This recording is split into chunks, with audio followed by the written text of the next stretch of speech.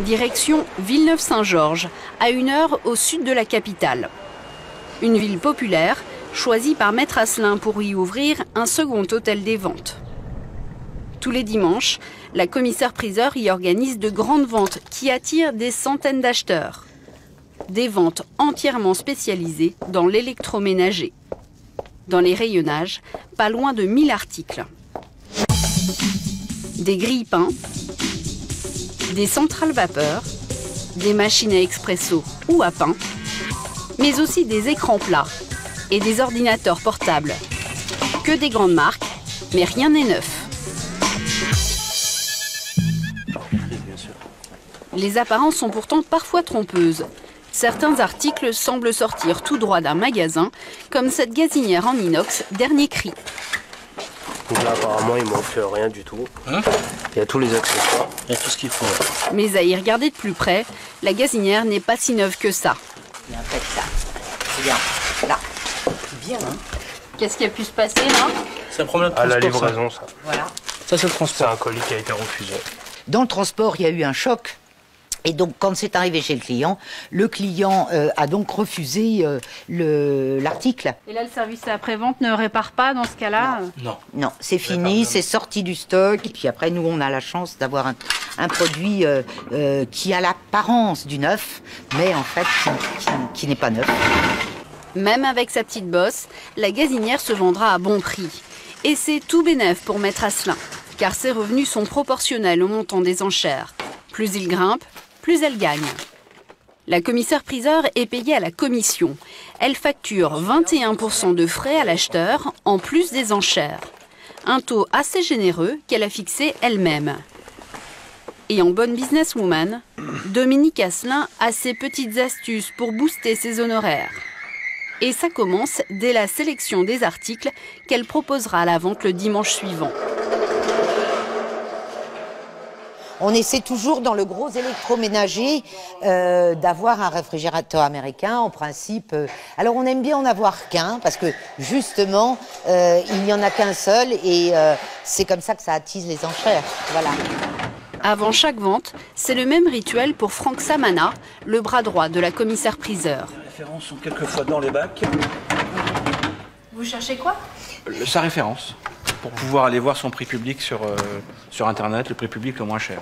Ce prix public, la commissaire en a besoin pour fixer la mise à prix du frigo, c'est-à-dire le prix de départ qu'elle annoncera lors des enchères. Donc ce modèle, c'est le GRP 2065 TL. Cette mise à prix ne doit pas être trop haute pour ne pas décourager les acheteurs potentiels, ni trop basse. Cela pourrait nuire à la bonne envolée des enchères. Un petit tour sur Internet. Tiens, on va regarder donc la référence. On va regarder la référence et puis...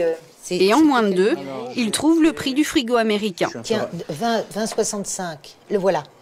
Donc le meilleur prix, 940 €. D'habitude, pour fixer sa mise à prix, la commissaire-priseur divise le prix public par 3. Mais avec des produits rares comme ce frigo, elle peut se permettre de démarrer plus haut. On commence aux alentours de 400. Oh oui, ouais, les réfrigérateurs américains, on les commence à 400. Ouais. Alors si une main se lève et qu'il n'y a plus d'enchères, on peut le vendre à ce prix-là. 400 €, c'est une mise à prix élevée. Et en ces temps de crise, ça peut effrayer le chaland. Alors, pour attirer beaucoup plus de monde, Maître Asselin a eu une idée. Lancer des enchères avec une mise à prix sacrifiée à 1 €. Elle a fait appel à cette jeune femme, une graphiste, pour l'aider à se positionner comme la plus grosse casseuse de prix du marché. Super. Pour la dernière pub? Oui, tout à fait, tout à fait. Donc on se met voilà. Allez. Les deux femmes doivent boucler une publicité vantant ce nouveau type d'enchères. Principale tâche, choisir les articles qui illustreront la pub. Peut-être pas obligé de mettre dans le même ordre. Hein, il n'y a qu'un produit qui attire l'attention, c'est les robots. Ah oui, c'est vrai. Avec ça? Je vois que ça. Mettre une cafetière... Les Nespresso? Les Nespresso. Ouais.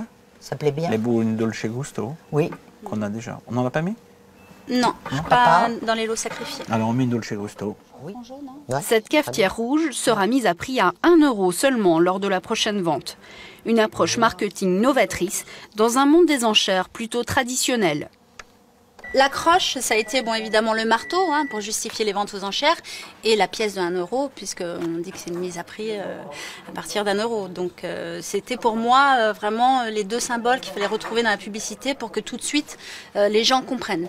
Moi j'aimais bien le terme « venez tenter votre chance » parce qu'il y avait ce côté jeu qui nous plaisait beaucoup. Vous aurez peut-être la chance de l'avoir à 1 euro. Voilà, c'était dans ce sens-là. La publicité sera publiée dans des revues spécialisées. L'encart d'une page y est facturé 1 000 €. Voilà. Un investissement que la commissaire-priseur compte largement rentabiliser lors des premières enchères à 1 euro. Et ça semble plutôt déjà bien parti. Ce dimanche-là, 3 quarts d'heure avant le début de la vente, les acheteurs sont déjà nombreux au rendez-vous. Ouais, c'est l'heure. Et quand les portes s'ouvrent, ce sont près de 500 personnes qui affluent pour découvrir les produits mis en vente et tester les fameuses enchères à 1 euro. Micro arrimé sur la tête, Maître Asselin se prépare à une vente marathon de 4 heures. Ce jour-là, elle propose 700 articles. Mais pas facile de trouver ceux dont la mise à prix est sacrifiée. La commissaire ne joue le jeu des enchères à 1 euro que sur 10 produits et elle les a éparpillés tout au long de la vente pour tenir le public en haleine. Je peux y aller? Oui, allez-y. Pour me donner le coup d'envoi, c'est parti. Voilà, et on y va avec le premier lot. Attention, lot 1 euro. Un caméscope numérique Toshiba, 5 millions de pixels. 1 euro pour celui-ci, c'est pris par monsieur là-bas. 2, 3, 4. Dès que le premier article à 1 euro est annoncé, les enchères s'emballent. Les acheteurs surenchérissent non-stop les uns sur les autres. 114 euros, 115. 115 euros, acheteur 153. Attention, Allez, c'est terminé. Bien, Mais vous allez voir que les enchères à 1 euro, ce n'est pas systématiquement une bonne affaire. Démonstration avec une centrale vapeur que Maître Asselin démarre habituellement à 30 euros. Centrale vapeur Monfils Richard, elle est testée, 30 euros. La centrale vapeur, 30 euros. Il y a des preneurs à 30 euros. Personne n'enchérit.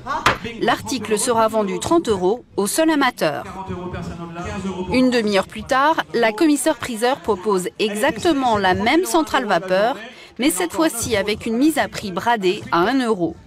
Allez, mise à prix 1 euro. Et c'est parti. Alors 1, 2, 3, 4, 5, 6, 7, 8. Aussitôt, des dizaines de bras se lèvent, 15, 16, les enchères s'affolent et se rapprochent de la barre des 30 euros. 25, 26, 27, 28, 29, 30, 31, 32. Bon calcul pour la commissaire-priseur. La centrale vapeur sera forcément vendue plus cher que celle de tout à l'heure. À l'Obra ou c'est une enchère? 30. À 38. Parce qu'il reste figé comme une statue tout à l'heure. 39. 40. Elle partira à 41 euros. 41. Personne ne veut mettre 41. À 41, j'adjuge. Bien, c'est vendu. 41. Bravo. À l'acheteur numéro. Avec son concept de mise à prix à 1 euro, la commissaire-priseur a réussi à faire grimper les enchères 36% au-dessus du cours habituel de la centrale vapeur. On démarre à 30 euros par une. Tout le monde veut faire une affaire et puis pris dans l'euphorie de la vente, on s'arrête plus parce que finalement on s'est aperçu qu'on en avait envie et peu importe le prix, si c'est 10 euros de plus, à partir du moment où on se dit qu'on le veut, eh ben, il y a cette magie des enchères. Voilà, c'est magique, c'est comme ça. Ce dimanche-là, 80% des articles sont partis au plus offrant. Un bon plan pour certains, mais pas pour tout le monde. C'est scandaleux. C'est scandaleux Vous en de parlez pas au mettre. commissaire. Je vous en parle déjà. C'est un côté hyper rageant de se faire flouer de cette façon-là. Parce qu'en plus, le commissaire, il est responsable de quoi? Faites votre show, monsieur, allez-y. Mais c'est pas un show. Je veux dire, dites-moi où j'ai tort. Ce monsieur pas très content vient d'acheter une cave à vin, 70 euros. En voulant emporter l'appareil, il s'est rendu compte qu'il était hors d'usage. Les câbles, tout est sectionné. C'est-à-dire qu'il n'y a plus de gaz, il n'y a plus de fréon dedans. On c'est sûr que c'est poubelle là. C'est un truc qui n'est pas fait pour être vendu. Et là, il se retrouve ici, je ne sais pas pourquoi. Et pourtant, l'annonce qui décrit la cave à vin est très claire. Elle est vendue en l'état, sans garantie ni réclamation.